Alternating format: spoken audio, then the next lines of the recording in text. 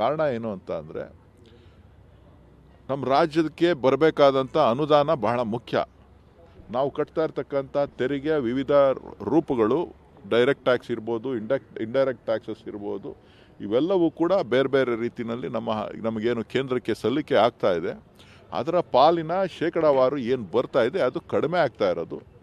ಜೊತೆಗೆ ಕೆಲವಾರು ವಿಚಾರಗಳನ್ನು, ಭೌಗೋಳಿಕವಾದಂಥ ವಿಚಾರ, ಜನಸಂಖ್ಯೆ ಆಧಾರಿತ ವಿಚಾರ, ಶೈಕ್ಷಣಿಕವಾಗಿ ನಾವು GDPನಲ್ಲಿ ಮುಂದೆ ಇರ್ತಕ್ಕಂಥದ್ದು, ಇದೆಲ್ಲವೂ ಕೂಡ ನಮ್ಮ ಮುಂದಿನ ದಿನಗಳಲ್ಲಿ ಇವತ್ತೇನು 15ನೇ ಹಣಕಾಸು 15th ಫೈನಾನ್ಸ್ ಕಮಿಷನ್ ಬಗ್ಗೆ ಚರ್ಚೆಗಳು ನಡೀತಾ ಇದೆ.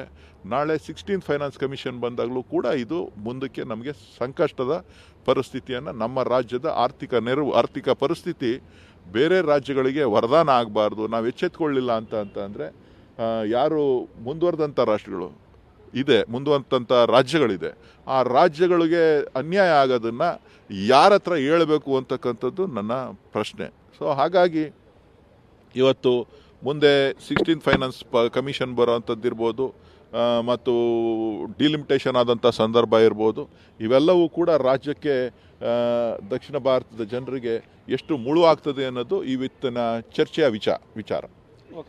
ಕಾರಣ ಏನು ಅಂತ ಅಂದರೆ ನಮ್ಮ ರಾಜ್ಯಕ್ಕೆ ಬರಬೇಕಾದಂಥ ಅನುದಾನ ಬಹಳ ಮುಖ್ಯ.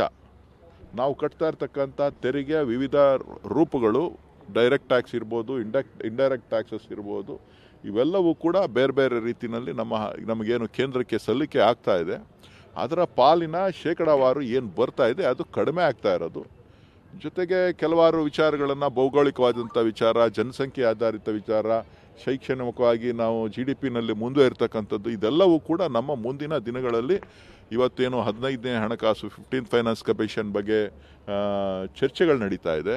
ನಾಳೆ 16th ಫೈನಾನ್ಸ್ ಕಮಿಷನ್ ಬಂದಾಗಲೂ ಕೂಡ ಇದು ಮುಂದಕ್ಕೆ ನಮಗೆ ಸಂಕಷ್ಟದ ಪರಿಸ್ಥಿತಿಯನ್ನು, ನಮ್ಮ ರಾಜ್ಯದ ಆರ್ಥಿಕ ಪರಿಸ್ಥಿತಿ ಬೇರೆ ರಾಜ್ಯಗಳಿಗೆ ವರದಾನ ಆಗಬಾರ್ದು. ನಾವು ಎಚ್ಚೆತ್ಕೊಳ್ಳಿಲ್ಲ ಅಂತಂದರೆ ಯಾರು ಮುಂದುವರೆದಂಥ ರಾಷ್ಟ್ರಗಳು ಇದೆ, ಮುಂದುವರೆದಂಥ ರಾಜ್ಯಗಳಿದೆ, ಆ ರಾಜ್ಯಗಳಿಗೆ ಅನ್ಯಾಯ ಆಗೋದನ್ನು ಯಾರ ಹತ್ರ ಹೇಳಬೇಕು ಅಂತಕ್ಕಂಥದ್ದು ನನ್ನ ಪ್ರಶ್ನೆ. ಸೊ ಹಾಗಾಗಿ ಇವತ್ತು ಮುಂದೆ 16th ಫೈನಾನ್ಸ್ ಕಮಿಷನ್ ಬರೋವಂಥದ್ದು ಇರ್ಬೋದು, ಮತ್ತು ಡಿಲಿಮಿಟೇಷನ್ ಆದಂಥ ಸಂದರ್ಭ ಇರ್ಬೋದು, ಇವೆಲ್ಲವೂ ಕೂಡ ರಾಜ್ಯಕ್ಕೆ, ದಕ್ಷಿಣ ಭಾರತದ ಜನರಿಗೆ ಎಷ್ಟು ಮುಳು ಆಗ್ತದೆ ಅನ್ನೋದು ಇವತ್ತಿನ ಚರ್ಚೆಯ ವಿಚಾರ.